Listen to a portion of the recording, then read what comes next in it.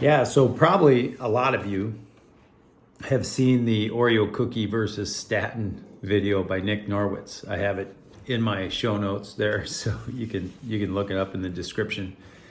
But I am going to, for my own purposes, duplicate half of that trial. I'm a real life insurance guy.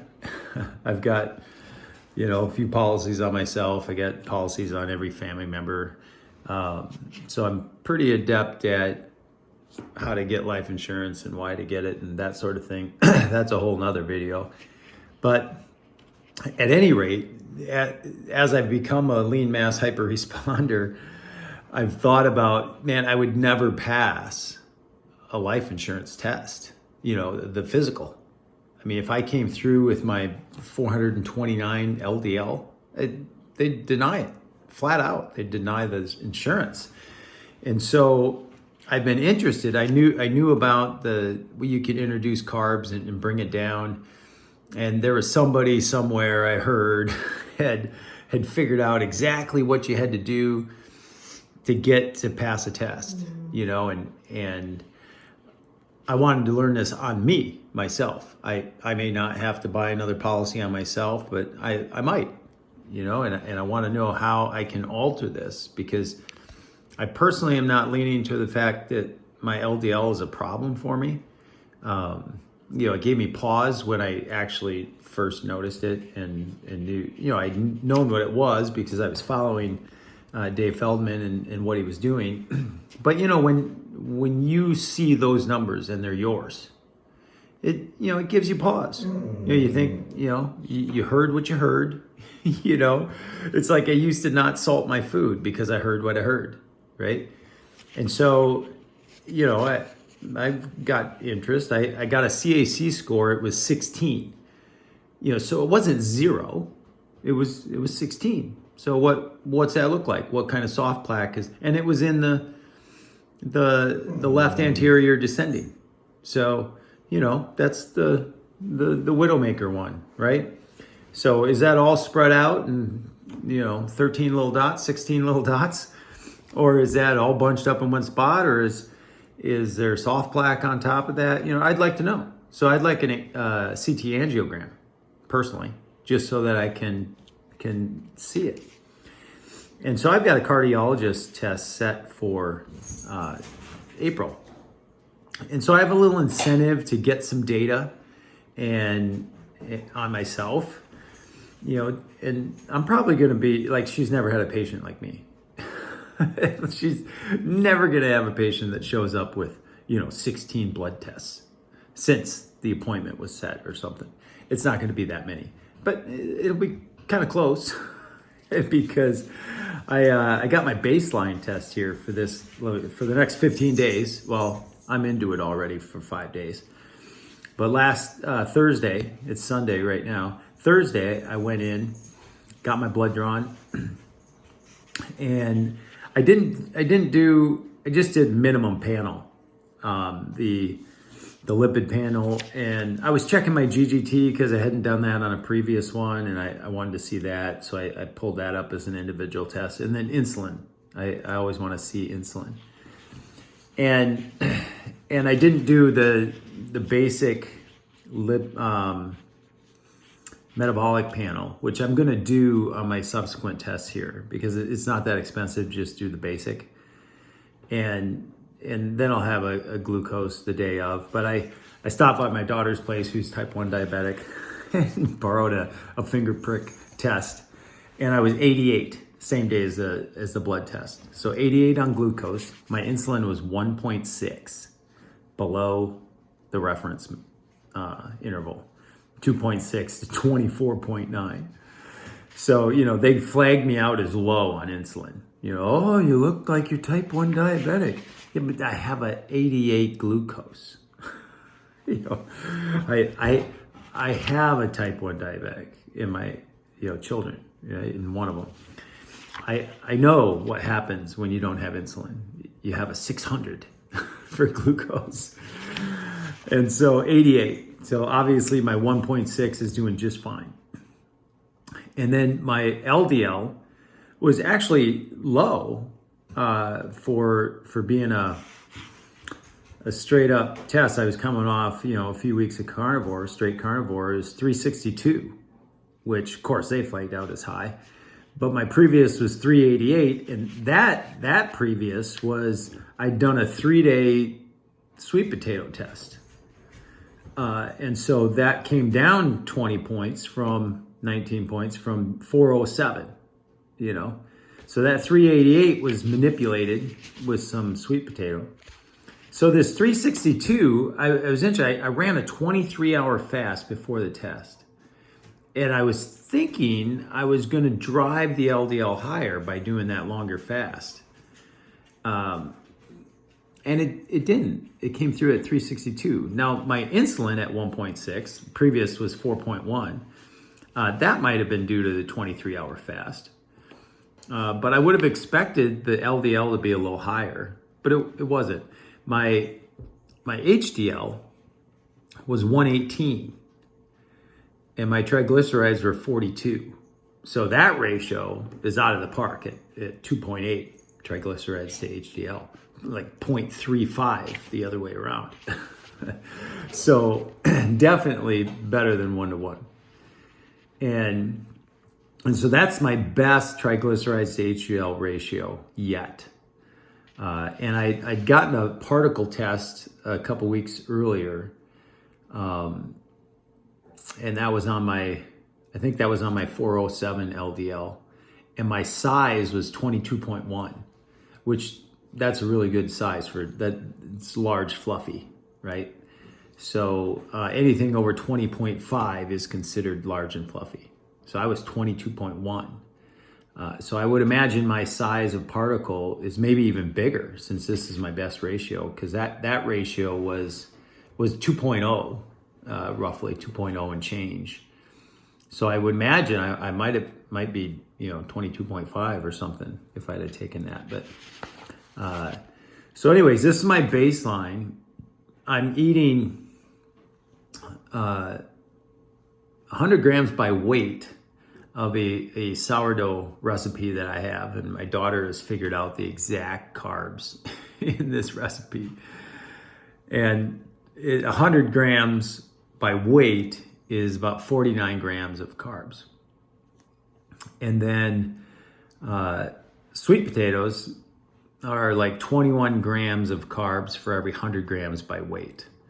So I can have like 240 grams or so of sweet potato that would give me another 50 grams. So combining these two carb sources, I picked a sourdough bread because I was a sourdough bread maker, kind of hobbyist, before I went carnivore.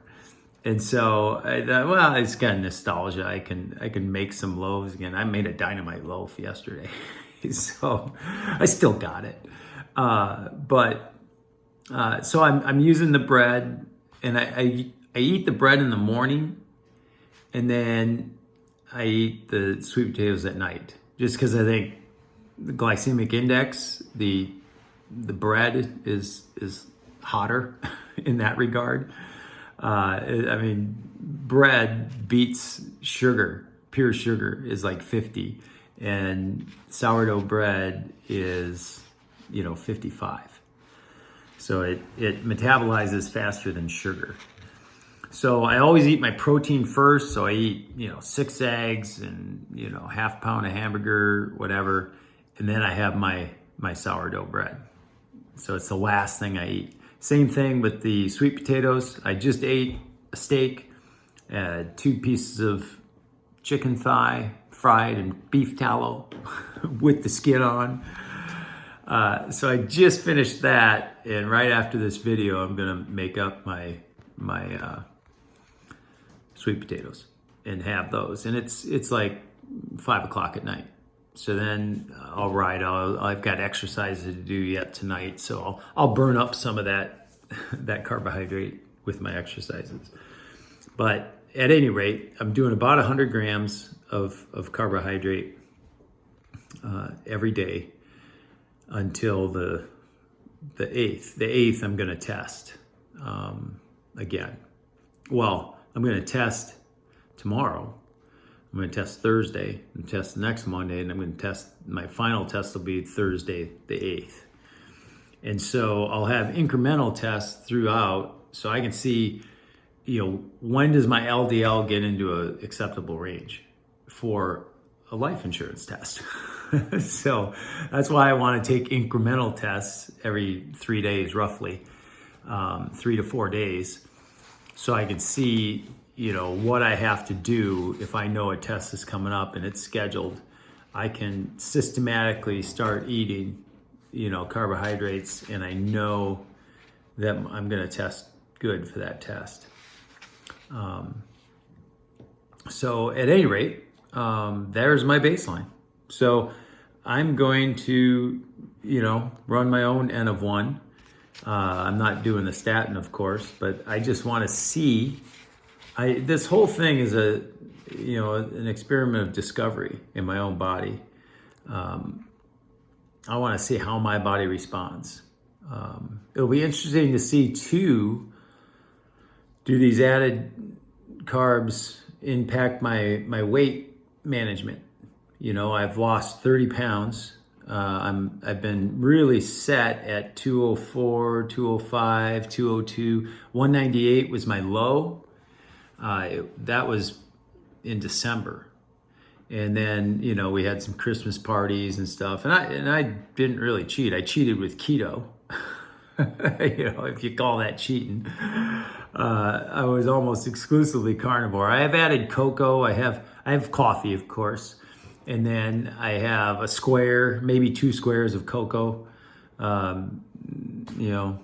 maybe a day, every other day, every once in a while, 90% cocoa. It's a treat to me, but it's not a treat to any normal person. And I do dairy, not just full fat cream. I do kefir. I've developed a taste for kefir, and occasionally, yogurt, strong yogurt. But other than that, I stick pretty close to it. I'll have asparagus every once in a while, broccoli every once in a while. So now I've got a little bit of sourdough, a little bit of sweet potato going on every day. So I kind of, I'm frustrated that I'm breaking the pattern. But it's for a cause, and I'll be able to get some good data and know what I have to do when I have to do it. If I've got to get a, insurance test for something. So stay, like and subscribe, and, follow this pattern. I'll be doing this month. I'm going to do it the end of next month. So I'll have 3 weeks on, then a week of correction, 3 weeks on, and then a week of correction, and my doctor will get the high test on, the one that would have the higher LDL is the one she's going to get at the end of March. And then I'll probably have results by the time I have the office visit of my correction. And probably she's never seen LDL fluctuate back and forth like she's going to see. So that, hopefully she's curious and she doesn't see it as stupid.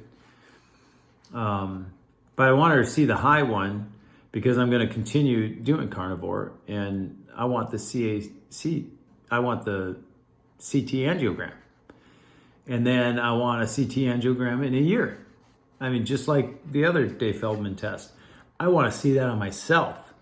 Do I have soft plaque? And is my high LDL affecting my soft plaque going forward?